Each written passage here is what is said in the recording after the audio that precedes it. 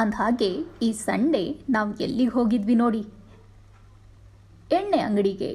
Confuse ಆಗ್ತಿದ್ಯಾ? Cool, ನಮ್ಮಿಬ್ರಿಗೂ ಇದ್ರ ಅಭ್ಯಾಸ ಇಲ್ಲ, ಆದ್ರೆ ಏನ್ ಮಾಡೋದು, ಇಲ್ಲಿ ಹೋಗ್ಲೇಬೇಕಾಗತ್ತೆ. ನಮ್ಮ ಯಜಮಾನ್ರ ಕಂಪನಿಯಲ್ಲಿ ಎವ್ರಿ ಮಂತ್ ಕೂಪನ್ ಸಿಗುತ್ತೆ. ಸೊ ವೇಸ್ಟ್ ಮಾಡೋದು ಏನಕ್ಕೆ ಅಂತ ಪರ್ಚೇಸ್ ಮಾಡಿ ಬೇಕಾದವರಿಗೆ ಕೊಡ್ತೀವಿ. ಅಂದಹಾಗೆ ನಮಗೂ ಕೊಡಿ ಅಂತ ಮಾತ್ರ ಕೇಳಬೇಡಿ.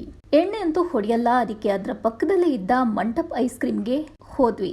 ಸಿಕ್ಕಾಪಟ್ಟೆ ವೆರೈಟೀಸ್ ಇತ್ತು. ನಾನು ಸೀತಾಫಲ್ ಐಸ್ ಕ್ರೀಮ್ ತಗೊಂಡೆ, ನಮ್ಮವರು ಮಿನಿ ಗಡ್ಬಡ್ ತಗೊಂಡ್ರು. ಟೇಸ್ಟ್ ಅಂತೂ ಸಖತ್ತಾಗಿತ್ತು. ಬಾರಿ ಹಳೆ ಐಸ್ ಕ್ರೀಮ್ ಶಾಪ್, 1965 ಅಂತೆ. ಮಂತ್ರಿ ಮಾಲ್ ಹೋದಾಗ ನೀವು ಒಂದ್ಸಲ ಟ್ರೈ ಮಾಡಿ, ಅಲ್ಲೇ ಪಕ್ಕದಲ್ಲಿರೋ ಶಾಪ್ ಇದು.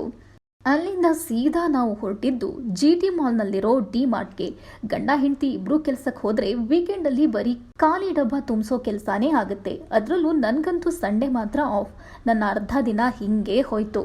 ಡಿ ಮಾರ್ಟ್ ಅಲ್ಲಿ ಪ್ರೈಸ್ ಅಂತೂ ಸಿಕ್ಕಾಪಟ್ಟೆ ವರ್ತ್ ಅನಿಸ್ತು. ತುಂಬಾನೇ ಐಟಮ್ ಬೇರೆ ತಗೊಂಡಿದ್ವಿ. ಇನ್ನು ಮಾಲ್ಗೆ ಒಂದ್ ರೌಂಡ್ ಹೊಡಿಬೇಕಿತ್ತು, ಆದ್ರೆ ಏನ್ ಮಾಡೋದು, ಫಸ್ಟ್ ಡಿ ಮಾರ್ಟ್ಗೆ ನುಗ್ಗಿದ್ವಿ.